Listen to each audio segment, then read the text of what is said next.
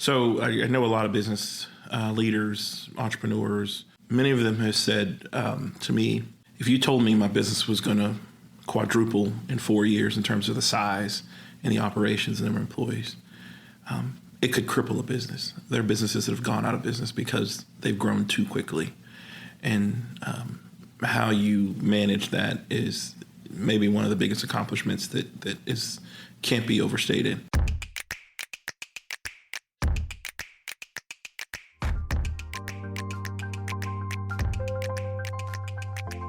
Welcome to another episode of Inside IALR. Thanks for being here. Thanks for joining us. And today we get to celebrate Telly Tucker officially being IALR's president for 4 years and a couple months. Telly, thanks for being here. Thank you. Yeah, you've been here a while now. That's like, you're only a year away from being vested in the Virginia retirement system. You got all kinds of, at that 5-year mark, all kinds of important things. How are you feeling after 4 years? Most people, when you're 4 years old, you're just getting ready to go to kindergarten, right? So maybe I get a pass for a few more years before I.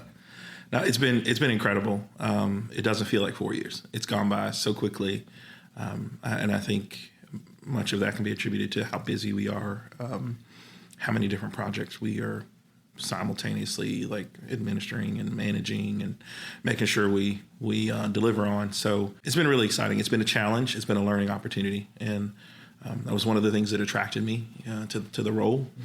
It was going to be different than my previous experience in solely economic development as a practitioner.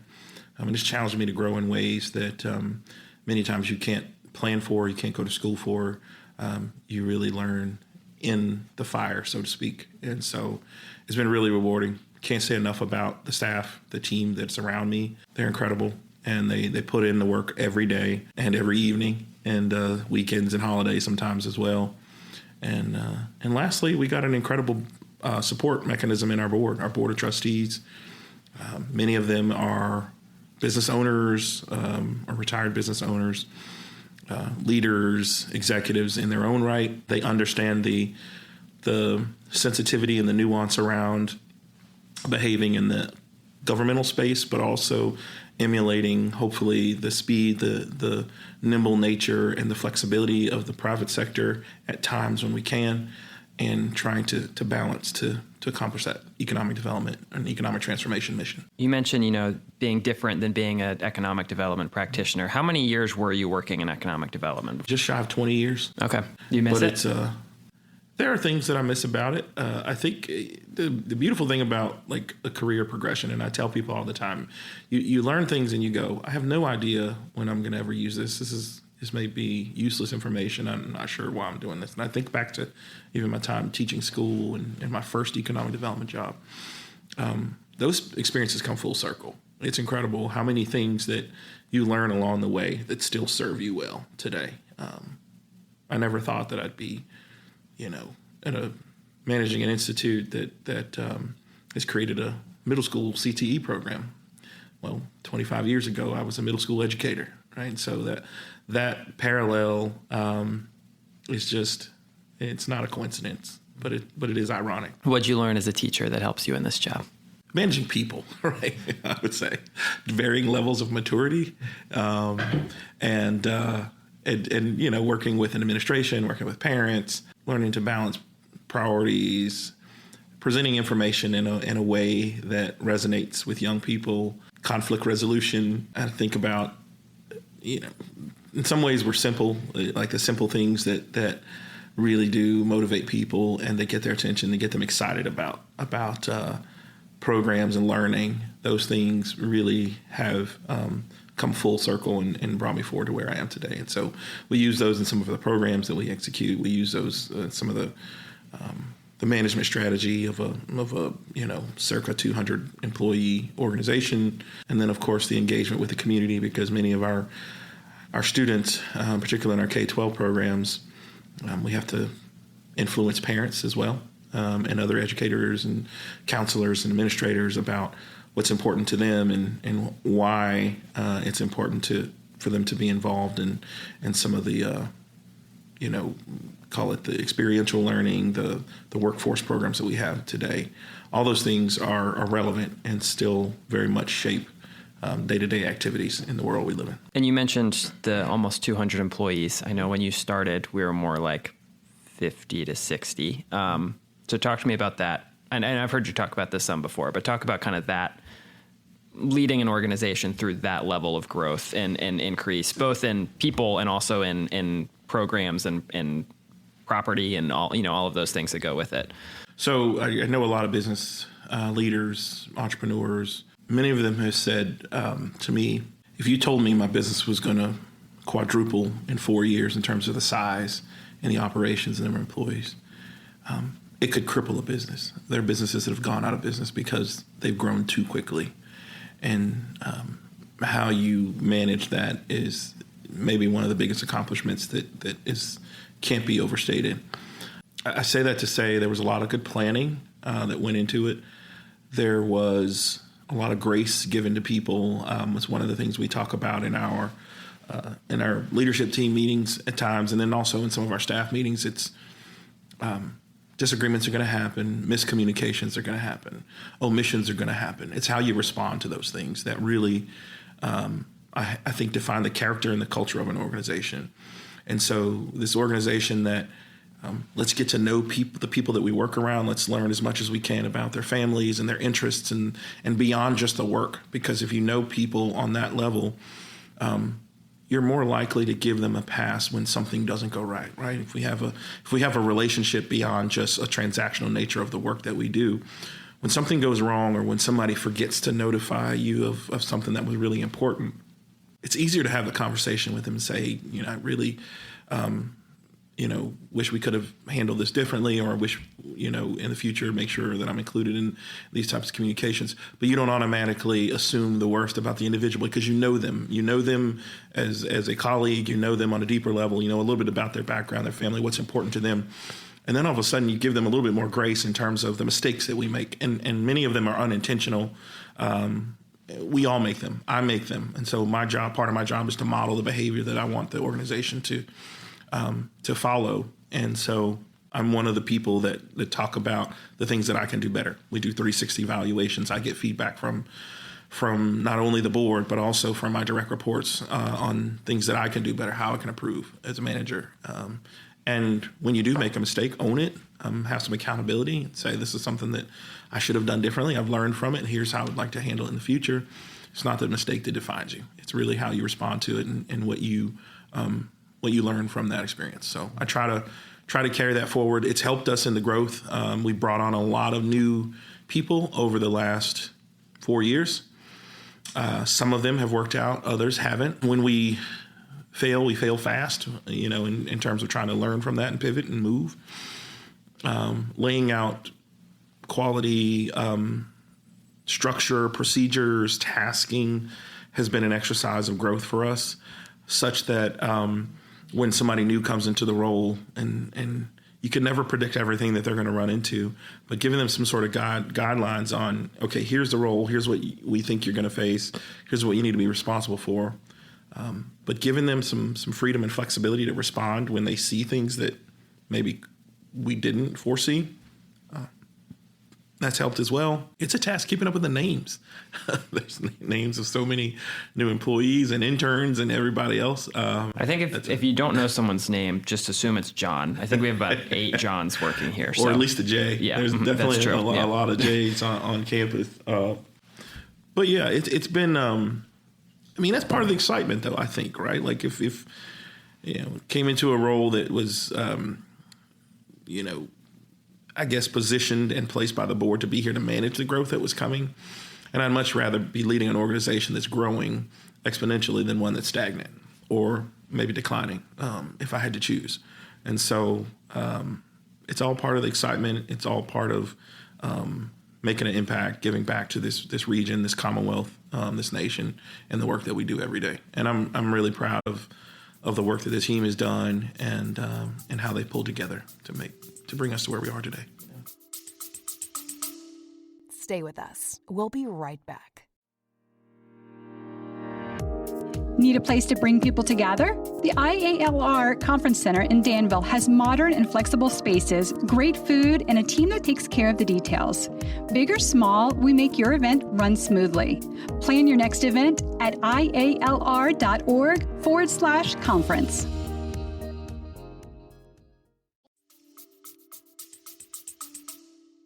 What do you think has been the hardest part of the last 4 years for you as the president of IALR? Time management. There's in 4 years of this kind of growth, there's a lot of stakeholders. There's a lot of customers. There's a lot of support needed. There's support needed at the staff level to give them direction on day-to-day decision making. There's time to spend with the board leadership about strategic direction, goal setting. There's a lot of time that's needed to be spent with our external customers, our industry customers, making sure that we remain attentive to what industry is telling us, bringing them into, they help shape every program that we administer on this campus. And so making sure you have an ear toward that. And then our governmental customers. We are a political subdivision. We get an annual appropriation from the General Assembly, have to be attentive to the executive leadership there in the governor's office, the cabinet, the General Assembly, as well as in Washington, because we have federally funded programs. And so making regular trips to Washington to educate them about how the resources that we've been given are having an impact in accomplishing the mission. And so when you think about all the different stakeholders and customers that I will have to manage relationships in, that's one of the most difficult things, how you manage time. And so there is no such thing as a traditional work week or an 8 to 5. It really demands time as opportunity arises. And sometimes that's, after hours, weekends, whenever the need arises, you have to be willing to put in that sacrifice from where I sit. So that's always a constant struggle, and work-life balance is important. You try to manage that as well. But it helps when you love what you do. And sometimes that makes it feel less like work, and you get to see the impact of your work in terms of the lives that we're changing and the students that we're serving. And to flip that, what are some of the things you're most proud of during these past 4 years? So I grew up in a family, big family, regularly attended church, was involved in sports and activities and clubs and camps and all those sorts of things. I was always around people. And so probably to say I'm a people person is an understatement. I'm rather extroverted, which is probably what drew me to economic development. But I think at the end of the day, make a difference in people's lives is one of the things I'm most proud of.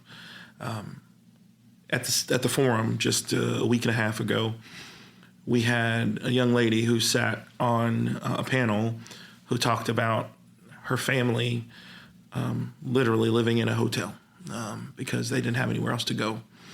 And then this program was a lifeline for her. She was kind of at her wit's end, last opportunity, ready to give up. For those listening who don't know, he's talking about ATDM, Accelerated Training in Defense Manufacturing. Sorry, keep going. Yeah. So an ATDM student, a young lady who ended up going through the non-destructive testing program, has got a job, and to see the pride and the excitement that she had on her face to tell a room of 300 people that she doesn't know about how a program like ATDM changed her life, and that next year she's looking forward to buying her first home ever. Right, like it's really, really hard to put into words how that makes you feel in terms of being rewarded for the work that you do. So I'm really most proud of the impact that we have in people's lives. Same thing with our younger students, our K-12 students. We've got partnerships with schools all across the Commonwealth. Right, GoTech, for example, 79 labs, 76 schools. From as far southwest as Abingdon, Virginia, Washington County, and as far east as Hampton Roads, Newport News, Portsmouth. And you get to walk into some of those classrooms sometimes, and you get to see the excitement from the students learning. And we've had, Angela Brown, who's our director of GoTech. Her daughter was one of the first students to go through GoTech, and to see her come all the way through now high school and to graduate, and she's chosen welding as a career path. to know that, you had some influence in creating a program that helped shape a bright future for a young lady who never thought she would go into welding, right? She was convinced she wanted to go into healthcare industry. Those things give you a sense of pride too. So I'm really proud of the impact that we have on students' lives, students of all ages. But then to be able to do that too in an environment where you're helping rebuild a region. Southern Virginia has had remarkable success in economic development. The recruitment of companies here, to know that the programs that you're administering play a part in helping provide jobs that are going to support the next generation, 2-3 generations of people in this region. And some of those companies are producing parts that our military will use either in a munition setting or in a shipbuilding setting, submarine setting, and that could save a life one day. All those things together, really proud to be a part of something that has greater meaning than just showing up every day for a paycheck. And I think I hear that a lot of times with the people who work here at the Institute. The mission of the organization makes a difference. And so for any of our listeners out there that are looking to join a winning organization, I'll put a plug in for keeping their eye on our I think last time I looked, we have about 19 open positions posted. So we do. We regularly keep somewhere between 10 and 20 positions open. So always seeking and looking for good talent. What have been some of the biggest bets that we have made as an organization while you've been president? And how have those panned out, or do we know how those have panned out yet? Tough question, because many of our bets are long-term bets. They take more than 4 years to pay off. We're in the middle of one right now that I think is a big bet, big investment we're making.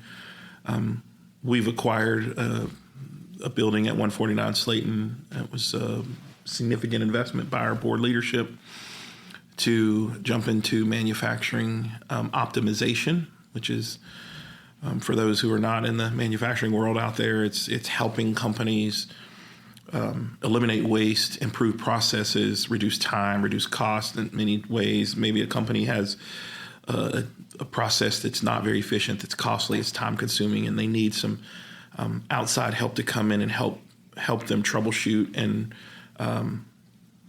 optimize or right size that process, make it more optimal.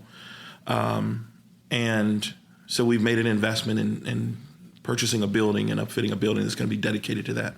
And one of the things I'm really pleased about is we're already starting to see projects come to us where we're helping companies with these types of challenges. So while I would say it's too early to say what the overall measurable return on investment is, we're real time starting to see the results of that investment, and that's exciting. We've made investments in certainly in GoTech. We've made investments in new equipment and applied research.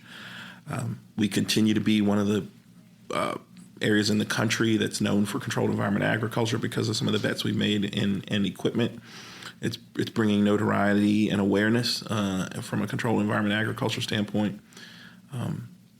If I could look back a little longer than just my time here and think about my economic development time here, the investments that we made in workforce, even when I think the first investment I made as economic development director in the city of Danville was trying to convince city council to invest $1.1 million at GW, George Washington High School, for a machining lab. And, I got a few interesting looks and quite a few questions about whether that was a wise investment. But you fast forward, 10, 12 years later, and those investments in workforce, not just that one, but the investments that workforce enabled us to get an ATDM. Well, ATDM enabled us to attract a company like Avio USA, right? Thousands of jobs and, over $500 million of investment. Those things, there are a lot of times they're not opportunities in life in your career where you get to see that life cycle of an investment coming back to then pay off in some way. And so it's been a joy really to be part of a community long enough to see some of those early investments that you advocated for that were, and many times they were difficult to get buy-in and get support for, come full circle now. And it's a classic build it and they will come, I guess. It's good that it worked out because because it doesn't always work out that way. No investment is without risk, and no risk, no reward is what we like to say. So what we try to do is mitigate the risk as much as possible. You can never eliminate it, and make investments in a environment that is rich with opportunity, and that you've done your homework in terms of your due diligence, and you look at the environment in which you're making the investment. And if all those things line up, you have a much greater chance of success. Where are we going in the next 4 years? Where do you envision? I wish I knew. You're still working on the strategic plan, so we don't know, right? No, we are just in the process of starting to kick off a new strategic plan update, a 5-year look ahead, if you will. Our most recent strategic plan was approved by the board in 2022. So we're coming up on year 5, and about 4 to 5 years is about the right time for you to refresh your strategic plan and kind of, or maybe even do an overhaul or at least a refresh on where you've been. So we're looking at that. And I think for me, a big part of what we're going to be focused on for the next 5 years is managing the growth that's coming our way. We have landed somewhere between 6,000 and 10,000 jobs in the last 3 to 4 years in this region. When you look at the economic development multiplier, the indirect and induced jobs that will come as a result of those, I would argue that it's probably somewhere between 18 to 20,000 jobs that might come to this region over the next 10 years because of these. There is a tremendous amount of growth when you think about the size of this region, the infrastructure, the training, the education, the housing, the coordination that it's going to take between schools and colleges and higher education institutions and elected officials and investors to fulfill the commitment to all of those industries that we've recruited here. And so much of our direction in the next 4 to 5 years is going to be making sure that those industries are supported and what they need to come here and be successful so that they can fulfill the investments, the job creation that they committed to. Our success is interlinked with their success, and we need to make sure that we do our part in supporting them. And so while it might feel like a little bit of a shift and we will never go away from economic development completely in terms of attraction, but certainly we want to make sure that we support the existing industries and those industries that are coming here, because undoubtedly it will be disruptive to this community. It will be disruptive in terms of the new construction that has to happen. It'll be disruptive in terms of the attrition that happens to organizations. There will be people who move up and seek new professional growth opportunities or jobs. Well, there's also a company that's probably going to lose some talent because it's going on to a new opportunity. They're going to lose employees and maybe working for one of the new companies. And IALR is not, we're not insulated from that. So how do you prepare for that? You have to think about succession planning, developing new leaders, mentors, positions will open, people will have opportunities to step up. And part of our job is preparing them to be ready to step in those shoes and fulfill that mission. That is how you define economic transformation for a region, economic growth. It's sometimes there's pains associated with that. It's not always, what do you call it? Rainbows and flowers, right? It's some of that can be a little messy, a little disruptive at times. But Jason Wells likes to say that anything worth having, any reward is, you kind of have to go through some stuff sometimes, right? You have to go through the fire a little bit to get to the reward that's waiting. And so I'm looking forward to the next 5 years. It's going to be even a different challenge than the last 5 were. But that's what makes it interesting. That's what motivates me to get out of bed every day and come into the office and work. And of course, I'm excited about the people that I have to do it with, because they're like-minded, and I feel like they have a passion about the work that we do and the people that we serve. Well, yeah, thanks for sharing your insights. I know I've been here for, I guess, 3.5 of your 4 years, so not for most of the time. Yeah, it's been a lot changing, a lot going on, a lot of cool stuff. But as you said, it all does come back to that, we can hang our hat on that we're making an impact and have that goal of economic transformation that goes through everything we do. All right. Thanks for being here, Telly. We appreciate it. Thank you.